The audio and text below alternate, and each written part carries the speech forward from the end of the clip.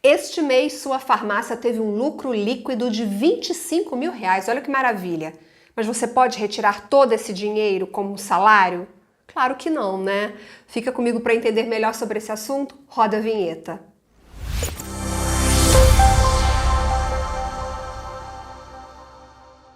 Olá, você está no canal da Farma Contábil no YouTube, está no ar mais um Descomplica Farma. De 15 em 15 dias a gente sobe um conteúdo novo aqui para descomplicar a sua rotina, a sua vida, o dia a dia da sua farmácia e da sua drogaria. Mas para isso, você precisa se inscrever no canal e ativar as notificações, é muito simples, muito fácil, e você também pode ouvir este conteúdo em formato podcast nas principais plataformas de áudio. Lucro líquido não é sinônimo de retirada. Melhor dizendo, você não deve retirar todo o lucro líquido da sua farmácia, lucro que ela teve no mês. E hoje a gente vai entender, a gente vai descomplicar esse assunto com o Kadri Awad, diretor do Instituto Bula, consultor em varejo farma. Kadri está aqui para explicar para a gente por que não dá para tirar todo o lucro líquido do caixa da farmácia. Kadri, seja muito bem-vindo. Obrigada. Obrigado, Viviane. Que prazer estar aqui novamente, conversando com você de um assunto que a gente sempre gosta de falar. E esse de hoje é polêmico, viu? É polêmico e é confuso, porque muitos empresários ainda acham que aquele valor que sobrou lá, você que fala muito isso nos seus cursos, né? Na última linha, ele acha que é salário, ele acha que ele pode pegar todo aquele dinheiro, ele acha que ele pode retirar e não pode, gente. Por isso não sai daí até você entender como funciona tudo isso. E tem mais vídeos do Kadri aqui no canal, coloquei alguns links na descrição para você assistir depois. Kadri, olha só, o seguinte... Suponhamos que um dono de farmácia chegue para você e diga assim: Kadri, meu querido, este mês a minha farmácia teve um lucro líquido de 25 mil. Eu saquei tudo. Nunca tive um salário tão alto na minha vida. O que você diz para esse cidadão, Kadri? Perfeito. Viviane, é sempre bom a gente falar que não existe uma regra que determine quanto que um empresário ele pode retirar para si, né? Vamos dizer assim, quanto que ele deve determinar de retirada para si. Não existe uma regra, mas existe um bom senso. Porque toda empresa precisa apurar o que ela quer ter de resultado e ela precisa determinar os seus custos fixos e custos variáveis. Isso precisa ser sagrado. E a partir do momento que aquilo que o empresário estabelece como retirada compromete as metas e a dotação orçamentária de despesa, ele já está comprometendo os resultados da empresa de uma forma muito grave. Então eu sempre digo o seguinte: aquilo que nós, como empresários, estabelecemos como retirada para si, precisa estar planejado ali no custo operacional fixo da nossa empresa. Por quê? Porque a gente precisa ter como sobra, né? Vamos dizer assim, aquilo que você falou, do lucro que a empresa apurou, a gente precisa ter, primeiro, um capital de giro. A empresa precisa ter capital para ela reinvestir para o seu crescimento, para aquilo que ela estabeleceu no seu planejamento, né? Porque tem empresa que quer crescer, né? Vamos lá, nós estamos agora no final do ano de 2024, indo para 2025. Qual que é o plano para essa empresa, né, para os próximos anos? Ele pretende abrir novas lojas? Ele pretende reformar a loja já existente? Ele tem projetos de crescimento? Então a empresa ela precisa contar com capital para que ela possa reinvestir, para que ela possa crescer, para que ela possa enfrentar os desafios dos próximos anos. Então, eu não posso simplesmente pegar todo esse dinheiro e esse dinheiro depois ser, então, utilizado pelo sócio investidor, pelo sócio administrador, de forma total. Isso não pode acontecer. É porque a gente tem, muitos empresários têm aquela ideia de que aquele dinheiro que sobrou ali no caixa da empresa pode ser todo do CPF dele. Só que aquele dinheiro que sobrou todo no caixa da empresa, na verdade, ele não é um dinheiro do CPF, ele é um dinheiro do CNPJ. Ele pode se transformar em dinheiro do CPF, como um dividendo, por exemplo, mas ele é um dinheiro da empresa. E o pouquinho que eu sei, que eu venho aprendendo com você, com o Bruno Moura aqui no canal, é que é sempre bom você deixar um pouco desse lucro líquido no caixa da empresa para você usar para outras outras coisas, como você já disse, para você fazer melhorias na farmácia, fazer uma reforma, consertar aquela gôndola que está quebrada, melhorar a iluminação. Porque se o empresário for só sacando todo aquele lucro que ele tem, ele vai trabalhar para pagar despesa. Você concorda com o meu raciocínio?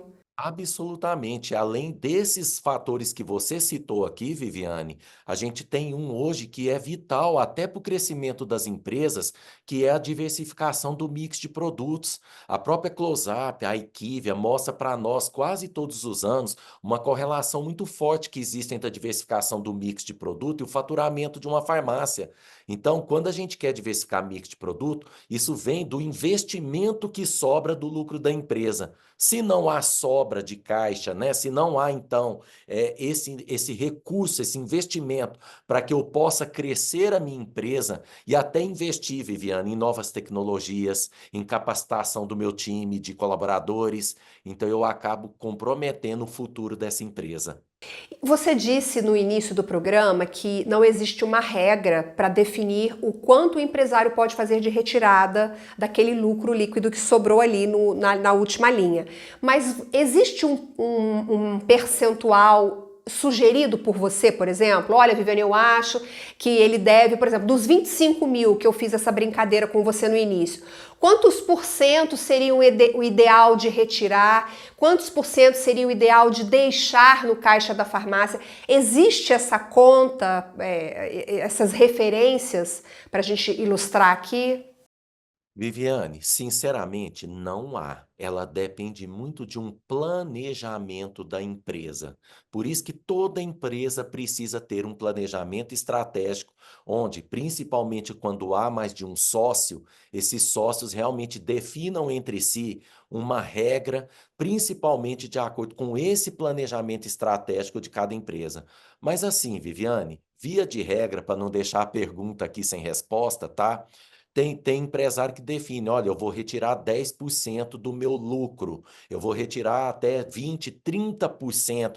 Então, normalmente as empresas costumam definir um valor que vai de 10 até 20 a 30% do lucro líquido que sobra. Eu vou até ser mais específico. Se o Bruno Moura tivesse aqui, né, que é da contabilidade, a gente costuma falar da sobra de caixa contábil da empresa. Porque o que é muito importante é a gente analisar a sobra de caixa contábil para efeitos de distribuição de lucro entre os sócios, porque é da sobra de caixa contábil que a gente faz a distribuição de lucro dos sócios da empresa, tá? Eu poderia dizer dessa forma para que a sua pergunta não fique aqui sem nenhuma resposta. Não, mas você respondeu muito bem. É isso aí, de 10 a 30% já é pelo menos uma referência. Agora Sim. você conhece, assim, sei lá, muitas e muitas e muitas farmácias, né? Porque viaja o Brasil todo e conhece farmácias de realidades muito diferentes, o que eu acho isso interessantíssimo, né? Uma farmácia independente, pequena, até uma farmácia grande.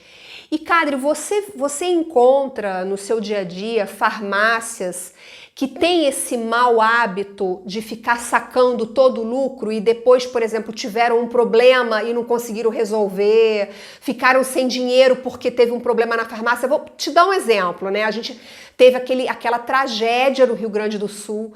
Eu mesma fiz matéria com farmácias que perderam tudo. Se essas farmácias tivessem o hábito de sacar todo o lucro líquido, elas não teriam nenhum valor em caixa para reconstruírem os seus negócios. Você aí pelas suas andanças, você vê muita história assim de dono de farmácia que quase quebrou ou que ficou muito mal financeiramente porque tinha o mau hábito de sacar todo o dinheiro e não tinha uma reserva, não guardava esse lucro líquido para esses imprevistos. Eu vou te dar aqui uma informação praticamente exata. Como eu trabalho hoje, a maior parte dos meus clientes são pequenas e médias farmácias, Viviane, eu te digo tranquilamente que mais de 90% das empresas hoje, dos empresários, eles hoje retiram mais e vou mais além. Como muitos têm dificuldade até de separar CPF de CNPJ, o que que acaba acontecendo? A retirada que ele não sabe nem quanto retira. Muitos não sabem. Viviane, mais de 90% das empresas que chegam até a nós hoje aqui para fazer um processo de consultoria, quando a gente vai apurar qual que é o tamanho da retirada, a maior parte nem sabe responder. E quando responde, a gente vai descobrir que a retirada às vezes é 3 vezes maior do que o valor que o próprio empresário declara para a gente. Por quê? Porque ele acaba transformando o que ele chama de retirada, ele lança ali nas despesas da empresa. Ele não sabe mais nem separar o que, que é despesa do CPF e despesa do CNPJ. Isso é extremamente comum. Eu entendi, mas e olha só, eu tô aqui pensando, né? Se ele vai fazendo essas retiradas aleatoriamente, provavelmente ele não sabe nem dizer qual é o lucro líquido do negócio dele. Não, não sabe, Viviane. Vou te dar um exemplo claro aqui da pandemia, em que muitas farmácias pegaram, por exemplo, Pronamp, né? Pegaram, então, Pronamp, que foi um programa para financiamento, né? De crédito para as empresas. O que que muito empresário fazia? Pegava dinheiro emprestado dos bancos e usava esse dinheiro para comprar carro, para reformar a casa, sabe? Para comprar barco, para comprar lote, usava o dinheiro para outros fins que não o fim de investir na empresa. E o que que a gente começou a perceber, Viviane? Empresa depois com estoque abaixo do ideal, empresa que depois, naqueles momentos de ruptura que a gente viu no mercado, ela não tinha dinheiro sequer para estocar produtos. Por quê? Porque tinha usado o dinheiro todinho para fins pessoais, ao invés de usar esse dinheiro para reforçar o caixa da empresa. E mais, Viviane, o que que a gente vai ver agora? Empresa com dificuldade até de pagar o 13º dos seus colaboradores, porque também essas empresas não fazem sequer, né, a composição, aquilo que a gente chama, a gente já falou disso aqui diversas vezes, né, que é o lastro ou provisão de RH para poder pagar o 13º dos colaboradores agora no final do ano. Então, o que a gente mais vê é empresário usurpar desse dinheiro, como se esse dinheiro fosse dele ou dela, né? E esse dinheiro acaba, então, não tendo o fim necessário. Bem lembrado, a gente tem conteúdo sobre laço de RH, coloquei aqui na descrição para você consultar, aproveita e já assiste. E aí, Kadri, a gente tá chegando no fim do ano, né? Nossa, 2025 tá aí já, não tem como fugir disso. E esse período agora, novembro, dezembro, você acha que é um bom momento de planejar um pouco essas retiradas, organizar um pouco a casa para o ano que vem? Queria que você desse umas dicas para o dono da farmácia tentar, pelo menos tentar fazer essa organização e se planejar para o próximo ano. Não só é o momento, como é necessário, Viviane, fazer o seu planejamento estratégico do próximo ano. E é interessante que nós ensinamos o empresário a começar um planejamento estratégico exatamente pela projeção de fluxo de caixa. Porque a projeção de fluxo de caixa, Viviane, ela é uma vacina que nós aplicamos para a empresa.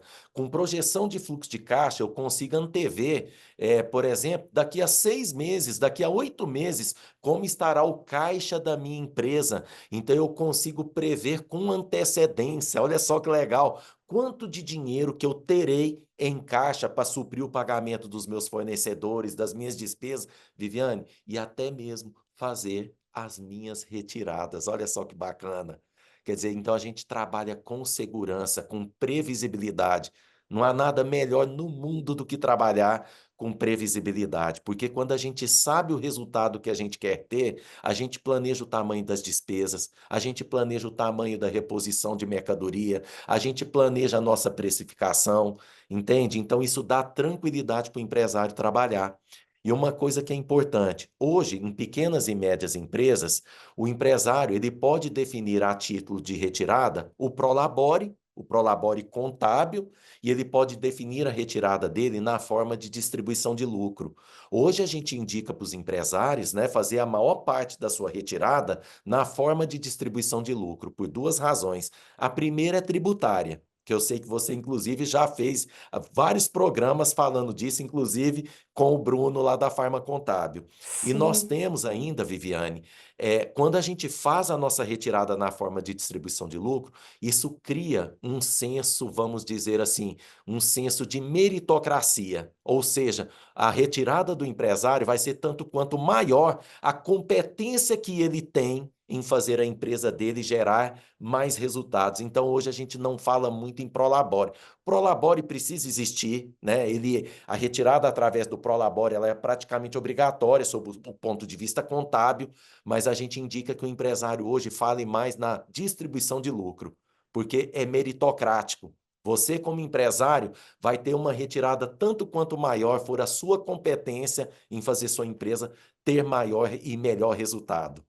Por enquanto, porque a gente não sabe o que vem por aí, por enquanto, os dividendos não pagam imposto de renda. E eles não são tributados. Então, a vantagem tributária... Tem até uma discussão no Congresso de tributar ou não tributar os dividendos, mas por enquanto, porque quando você faz a sua retirada com o Prolabore, você vai pagar os impostos, imposto de renda e tudo. Quando você recebe os seus dividendos, eles não são tributados. Essa é a vantagem que o Cadre está mencionando Exatamente. aqui. E é bem legal, né, Cadre, isso? Enquanto quando eu faço retirada na forma de Prolabore, não adianta, de acordo com as regras que a gente tem hoje, eu coloco um Prolabore muito alto, recolho muito FGTS sobre esse Prolabore, né? Desculpa, FGTS não, é o INSS, né? Então, eu vou INSS. recolher um INSS muito alto e isso não vai fazer com que eu, empresário, tenha uma aposentadoria maior. Então, é melhor que a gente faça a distribuição de lucro. Pelo menos nós estamos falando aqui com as regras que a gente tem hoje. E pega um pouco desse dividendo que você ganhou, faz a sua aposentadoria privada, a sua previdência privada, o seu renda a mais, seja lá o que for, porque a gente sabe que o país está caminhando para uma previdência falida, porque a população idosa está crescendo muito e vai crescer, a gente vai ser 67 milhões de idosos em 2050 e não, vai chegar ao ponto em que não vai existir jovens trabalhando, jovens em número suficiente trabalhando para sustentar nós que vamos envelhecer. Então, o ponto é esse, você não paga o INSS como Prolabore, mas você faz lá o seu depósito com o INSS, não gasta tudo, não pode gastar tudo.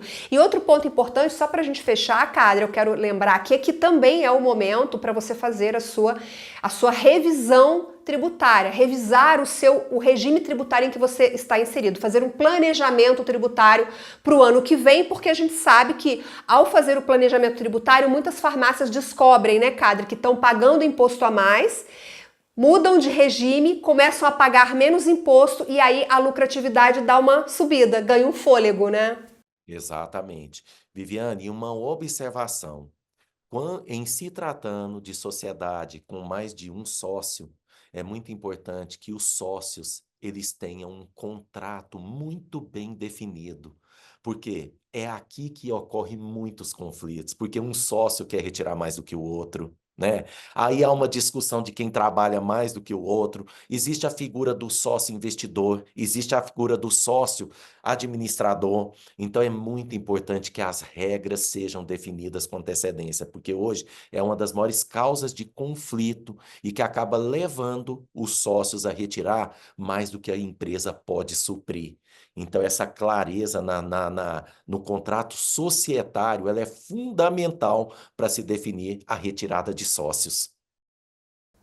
Bom, esses são os nossos recados, espero que você tenha entendido de que não pode retirar todo o lucro. Não é que não pode, não deve.